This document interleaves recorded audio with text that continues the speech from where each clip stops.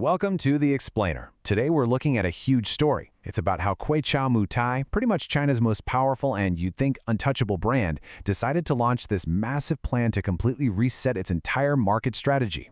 So picture this, January 13th, 2026. Moutai, a company that's basically a synonym for stability and prestige, just drops this bombshell, a radical reform plan. And believe me, this was not some tiny adjustment. It was like an earthquake that sent shockwaves through the whole industry. And right there, that's the big question we're digging into today. Why would a brand that's at the absolute top of its game turn around and declare war on the very system that got it there? Well, to get the answer, we've actually got to go back a bit, to a crisis that was quietly brewing and almost brought this giant to its knees. Okay, so let's rewind the clock to 2025.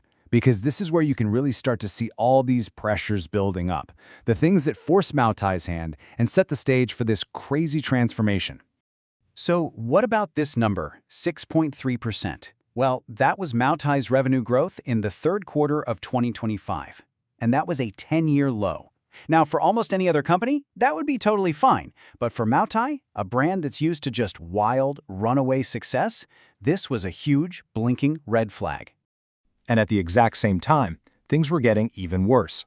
The secondary market price for their main product, Moutai, was in an absolute freefall.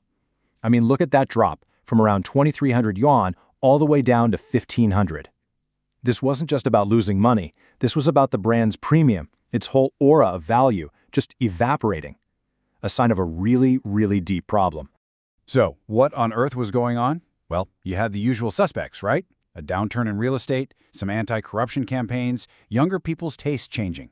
But the real kicker, the thing nobody saw coming with such force, was a totally new kind of war being fought by China's e-commerce giants. And you can just see how this thing escalated. It all started pretty innocently, with stores like Costco selling Moutai at its official price just to get people in the door. But then it got supercharged. E-commerce platforms like Pinduoduo and Douyin started using Moutai as a loss leader, basically a weapon to lure millions and millions of customers onto their sites.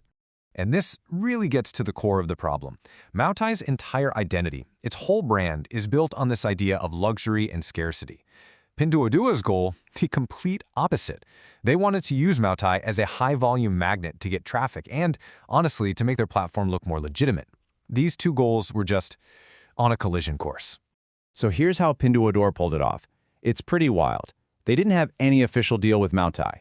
So they would go out and buy bottles from dealers at the high market price. We're talking 1,800, maybe 2,000 yuan, and then they would turn around and intentionally sell them at a loss for the official price of 1,499.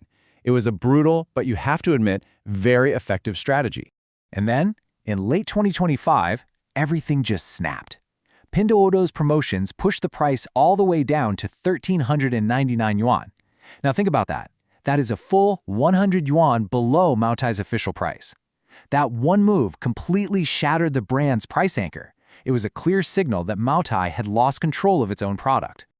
Okay, so Moutai is facing this existential threat to its brand, to its pricing, to everything. They had to do something, and that's when they unleashed the 2026 Reform Plan, a massive, detailed strategy designed to do one thing and one thing only: take back control.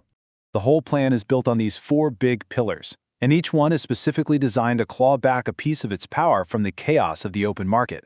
So let's break down how they did it, starting with the product itself. First up, product.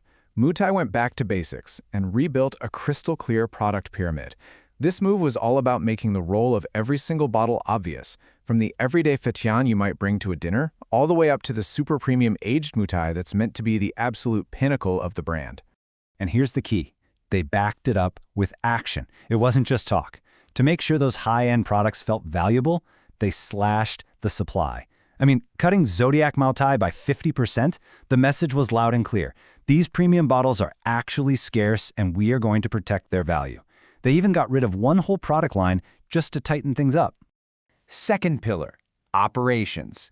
And this is just brilliant. Moutai completely changed its relationship with its dealers. The source material used this fantastic analogy. The dealers used to be like second landlords. They owned the product, they set the prices. Now they're property managers. They just help manage the sale on commission for the one true landlord, which is Moutai itself. They did this with new agency and consignment models. But the key takeaway here, and this is simple but totally revolutionary for them, is that their partners never actually own the inventory anymore. Moutai owns that bottle right up until the second a customer buys it. That gives them total control over where it goes and for how much. All right, third pillar, channels. A huge piece of the puzzle here is strengthening what's known as their private domain. Think of it as a brand's direct hotline to its customers, an app, a website that completely bypasses those messy, disruptive platforms like Pinduoduo. And Moutai's private domain is, well, it's massive. They're leaning hard on their super successful app, iMoutai. We're talking nearly 100 million registered users. That app is now the core channel for them to control sales, get data, and talk directly with their biggest fans. And finally, pillar number 4, pricing. Now, this might be the most fascinating move of all. Moutai introduced this new official philosophy they call the time-value gradient. Basically, they took something that was already happening out in the wild on the secondary market, the idea that older Moutai is worth more, and they made it official company policy. Let's see how this actually plays out on their app. For the first time ever, you have a clear, official price list based on age. A new bottle from 2026, that's $14.99. But a 2-year-old bottle from 2024 is officially priced higher. A 2019 vintage, even higher. They are literally writing the investment value of their own product right from the source. So when you put all of this together, what does it all mean? Well, this isn't just a story about one company in China. This is a massive case study about the new rules of survival for pretty much any luxury brand trying to make it in the modern world. As the source material puts it so well, this isn't just a small change. It is a major shakeup, a fundamental restructuring of Moutai's entire business, from the second a bottle is made to the moment someone buys it. At the end of the day, this whole complicated plan is really a power grab. It's about yanking 4 absolutely essential things: how their product is defined, who owns the inventory, their direct channels, and their pricing power, back under their direct control and away from the whims of dealers and e-commerce giants. Moutai is making a huge, bold bet that it can. But its fight to reclaim its own destiny really begs a much bigger question for every premium brand out there today. In an age of ruthless e-commerce and endless discounts, can anyone truly control their own house? So let's just jump right in. We're starting with a real head-scratcher. We're talking about Moutai, China's legendary spirit. It's this huge symbol of status and power, a liquor that people treat like a financial asset. So how on earth could a brand this powerful be in deep, deep trouble? It just doesn't make sense on the surface. You see, the problem wasn't a lack of demand, not at all. It was this invisible ocean of supply, hiding in plain sight.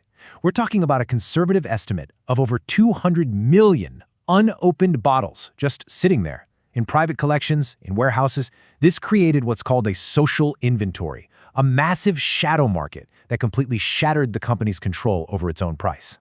Now, you've got to wrap your head around this term, social inventory, because it is the absolute key to this whole story. Think of it this way. It's all the Moutai that left the factory but was never actually drunk. It was hoarded by investors and collectors, creating this gigantic secondary market that the company couldn't control. It was a price bubble just waiting to pop. So how did this hoarding get so out of control? Well, for years, this whole situation was fueled by a really powerful myth. It was this unwavering belief that Moutai was more than a drink. It was a rock-solid investment whose value could only ever go up. It all came down to this one simple belief: Moutai prices always rise. That's it. This idea turned a liquor into basically a stock. It encouraged everyone from official dealers to regular folks to buy and stockpile bottles, which, of course, choked off the real consumer market and inflated this massive bubble. But, every bubble has to pop, right? And this one did. Big online platforms with deep pockets came crashing into the market, offering a steady, pretty affordable supply. And just like that, the closed system was broken. The myth shattered, dealers who needed cash were forced to sell their stashes at a loss, and the price crisis officially began. So with the price in freefall, you'd think they'd have a solid plan, right? Well, what happened instead was that Moutai's leadership became a revolving door. Over 5 years, 4 different chairmen took a crack at it, and every single one of them failed to solve this incredibly deep-rooted problem. And they tried pretty much everything. First, there was an anti-corruption drive. Then came this infamous unpacking order. And get this, it forced dealers to sell bottles individually. But what happened? It just made sealed cases even more valuable. Then there was a pivot to youth culture with, yes, Moutai-flavored ice cream and lattes, but nothing was working. And the results? Oof, they were bad. By the third quarter of 2025, Moutai's net profit growth had slowed to a crawl. We're talking 0.48%. That's not a typo. It was a shocking 10-year low. It was clear the old strategies were completely out of gas. The crisis was real, and it was getting worse. And then, finally, in late 2025, a new chairman shows up, a guy named Chen. And he didn't just walk in with another half-baked plan. No, he came in with a powerful and totally new diagnosis of what was actually wrong. Chen's diagnosis was so simple, it was kind of brilliant. He argued the company was acting like some old-school government agency that just makes stuff, not a modern brand that actually, listens to its customers. It was completely disconnected from its own market. And this right here, this is the fundamental shift. It's the whole ball game. The old way was production-driven. Basically, we make it, you're forced to buy it. All the risk was pushed onto the dealers. The new way? Demand-driven. It's about listening to the market and asking, hey, what do you guys actually want to buy? So, with this new perspective, it was time for action. And not just any action, but a full-blown revolution for 2026. This was a plan designed to fundamentally rewire the DNA of how Moutai does business. First things first, they had to kill this monster of a system they called the distribution mechanism. This thing was the source of so many problems. Basically, if you were a dealer and you wanted to buy the one product everyone wanted, the flagship bottle, you had to buy a whole bundle of other, less popular stuff along with it. And you can see just how messed up this was.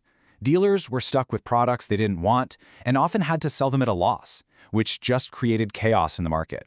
But the real killer? That last one. Moutai was flying blind. They had no clue who was actually drinking their stuff. So Chen Hua's solution was this three-pronged attack, a total game changer. First, end the forced bundling. Simple, let dealers order what people actually want.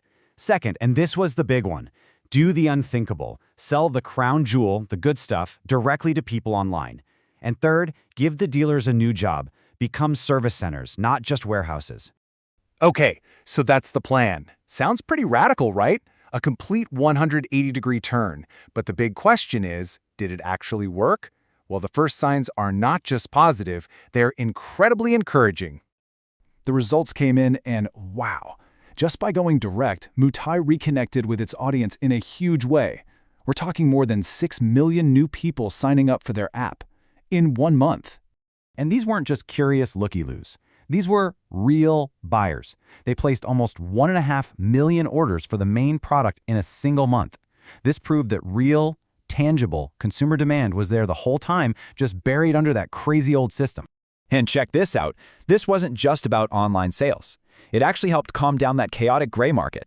You can see right here, the wholesale prices started climbing back up pretty nicely in the first 2 months. Confidence was returning.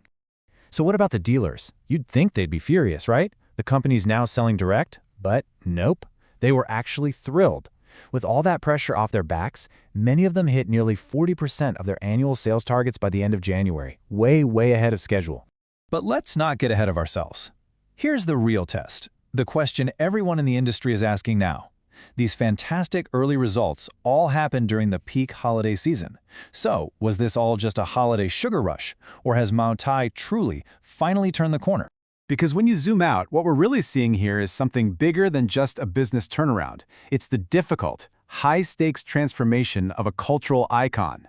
It's this legendary symbol of power and status finally learning how to become a real consumer brand that actually listens. And that transformation, it's really just getting started.